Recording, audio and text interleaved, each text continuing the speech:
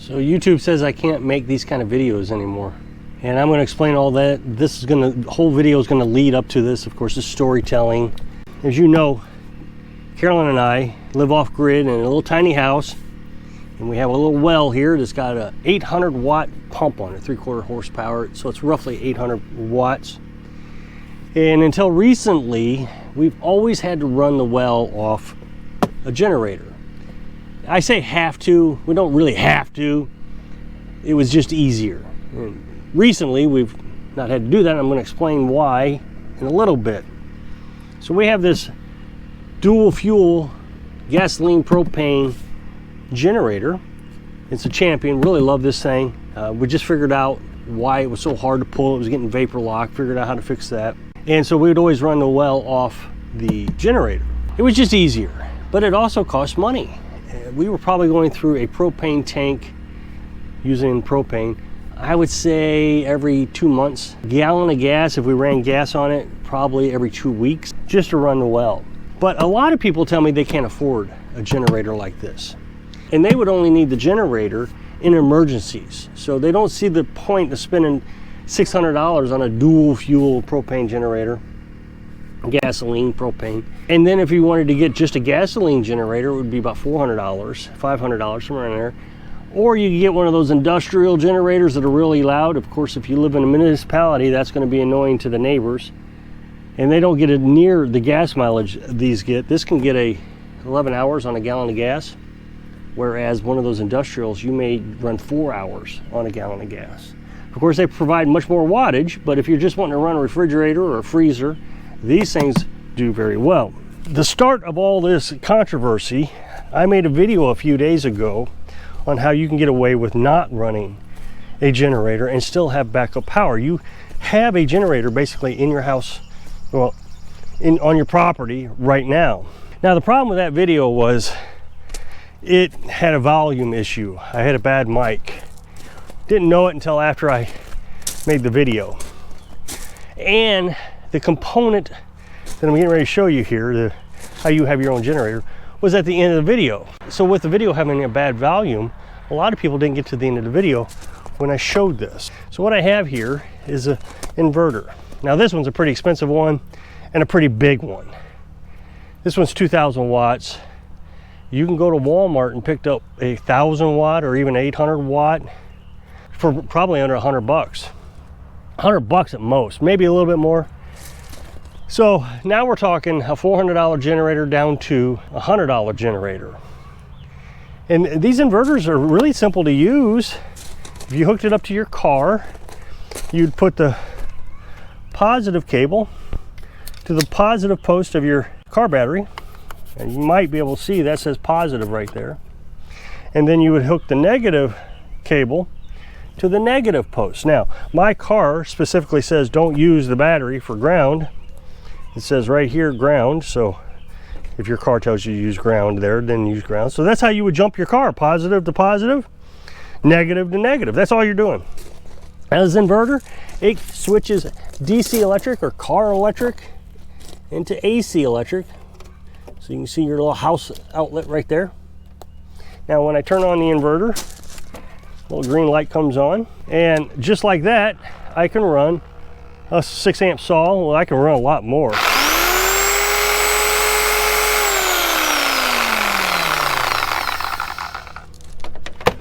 Off my car battery.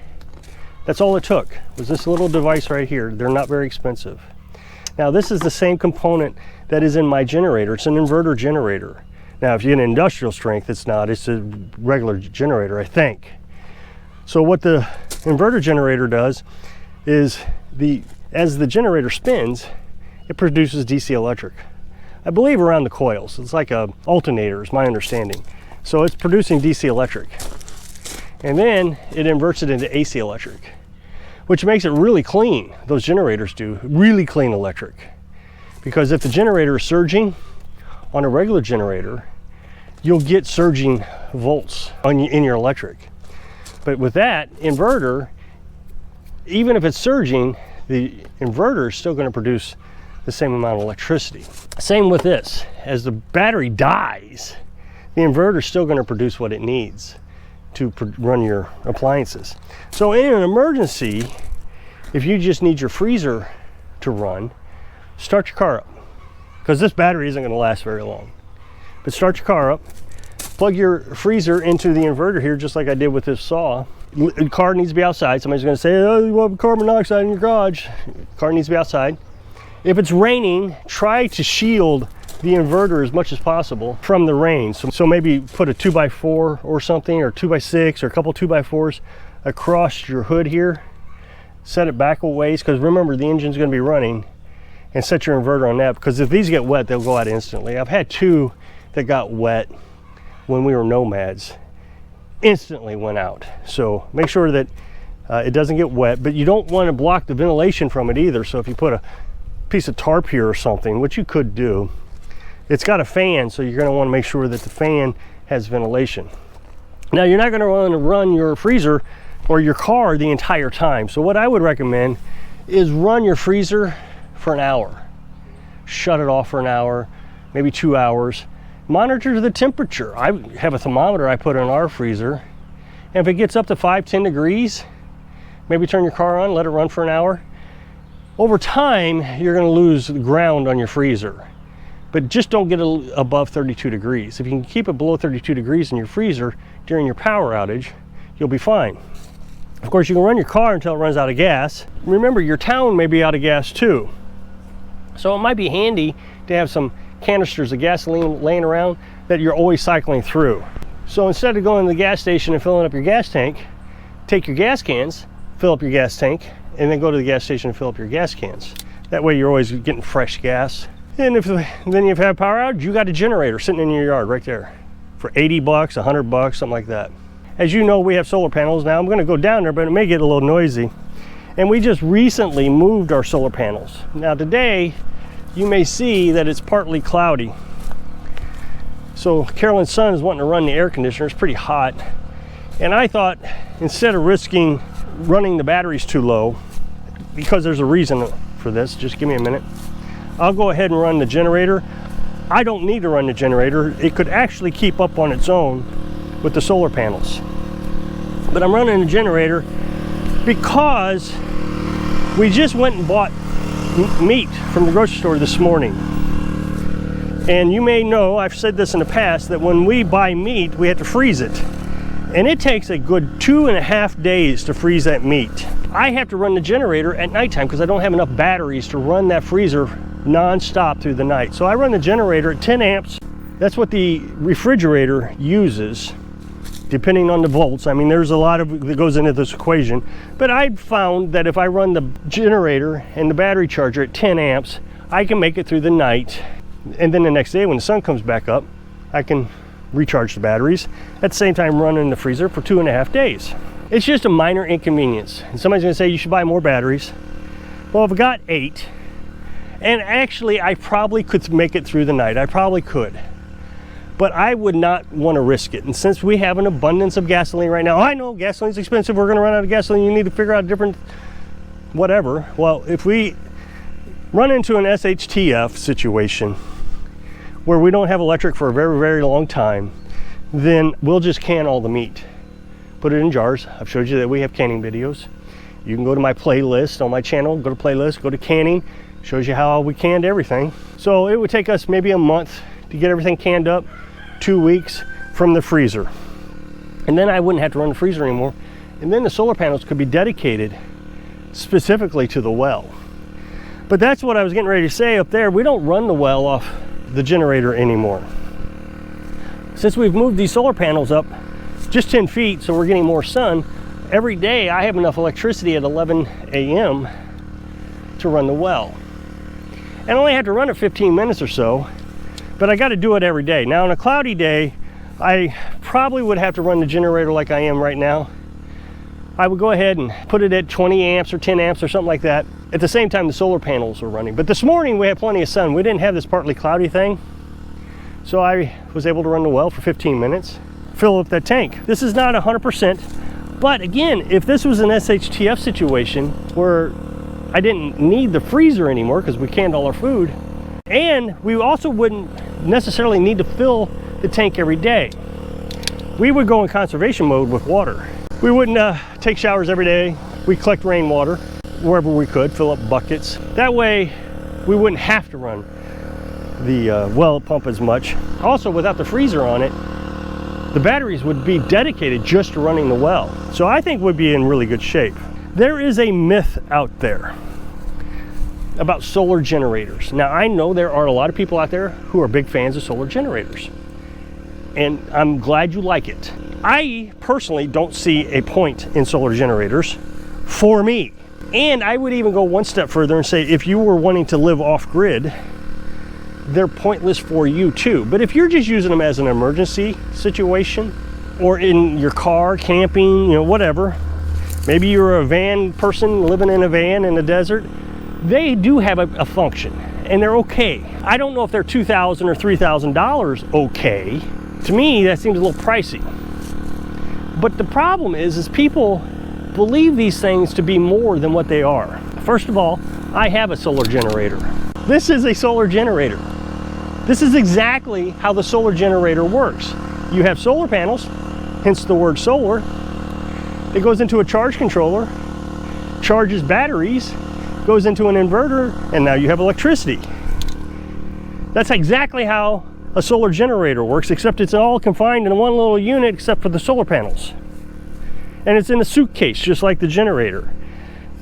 I got a comment yesterday that frustrated me, that tells me they are being lied to. And they're being lied to by YouTubers. Nowhere in my description do you see, click here for a solar generator. Type in my special discount code and you'll get a 20% discount. You don't see that from me. I don't sell things on my channel. If I were to ever sell anything, it would be things that I already currently use. The Champion generator, I would, oh, absolutely would I vouch for them.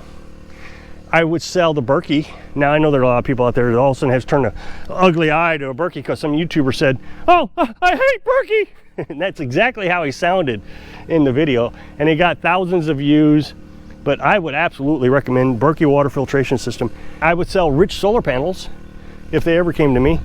I would be a little leery about selling Rich solar panels because they're poor quality. But as far as actually collecting light from the sun and putting it in your batteries, they are the best on the market.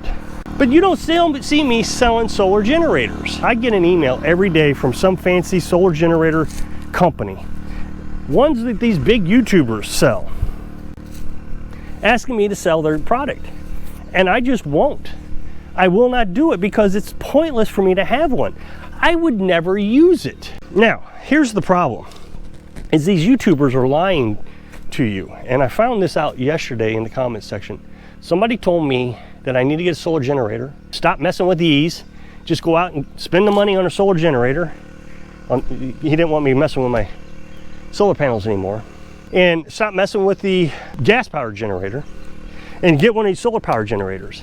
He said, they're telling me that these things will run your house for a week. Why would you do anything other than that? Well, in order to get one that's going to run your house for a week, you would need to get like a 25,000 watt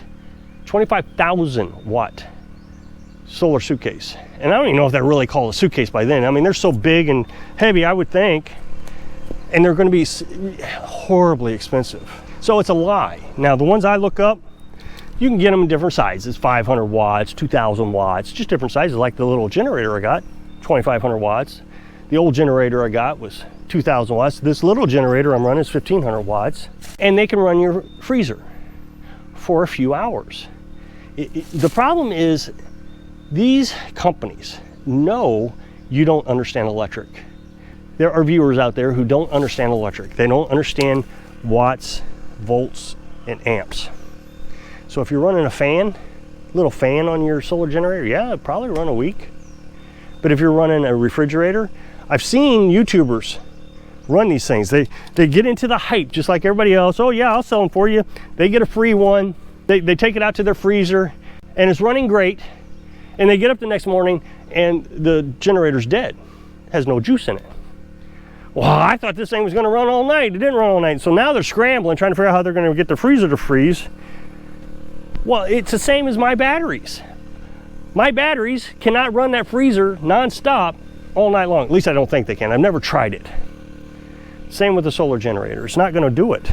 Then, if you did get one that had the capacity to run your freezer overnight, and you wanted to charge it up today, it's my understanding you got to take it outside, hook it up to the solar panels. Well, then you're partly cloudy. Is it actually going to charge? Depends on how many solar panels you got. If you got one solar panel, probably not. If you got 10, yeah, I've got 10 solar panels, so I can charge back up after I run all night on my batteries. If you really think about my setup here, we are 99%, 98%, 95%, somewhere in the 90s, high 90s, not running off external sources. We're running off solar. I know that's it. When I say external sources, like having to go out and buy gasoline or propane or something like that. And the only type of electric flow I can imagine that it would be 24 hours a day, 7 days a week, is if you had a stream and you could hook up a turbine. If I had a stream, I wouldn't run solar panels. I would run a turbine. So it's a myth. And I'm not going to change my channel or do anything different because YouTubers are telling me to, commenters, to sell product that I don't believe in. So if you click this up next box, it'll take you to a video where I was talking about batteries, a very important video actually. I hope I can inspire you to not be pulled into. Click the link below so you can live your dreams. Thanks for watching.